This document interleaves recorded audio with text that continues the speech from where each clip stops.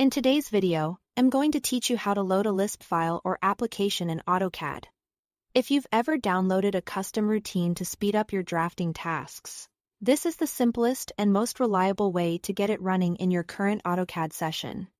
Before we start, make sure you know where your .lsp file is saved on your computer and that AutoCAD is open with any drawing, new or existing.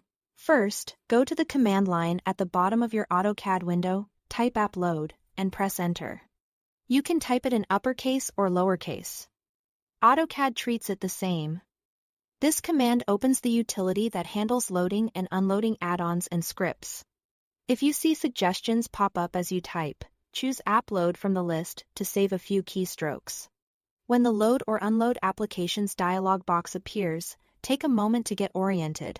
This window is designed to help you point AutoCAD to the exact file you want to load. Use the folder tree or navigation pane to browse to the folder where your .lsp file is stored. If you don't immediately see your file, check the file type filter near the bottom. Make sure it's set to show Lisp files so that .lsp files appear in the list. It's perfectly fine to keep your scripts in a dedicated folder so they're easy to find later. Once you've located your .lsp file, select it and click the Load button. AutoCAD will process the file right away. Behind the scenes, it reads the Lisp code and makes the functions or custom commands defined in that file available for you to use. Many routines will print a short confirmation message or a description of available commands in the command line.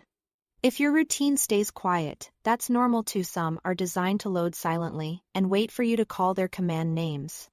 After you click Load, look for a message in the dialog box indicating that the file loaded successfully. This confirmation is your green light that AutoCAD recognized the file and accepted it. If you see a failure message, double-check that you selected the correct file and that it's not corrupted. Also confirm you are pointing to a standard LSP file intended for your version of AutoCAD.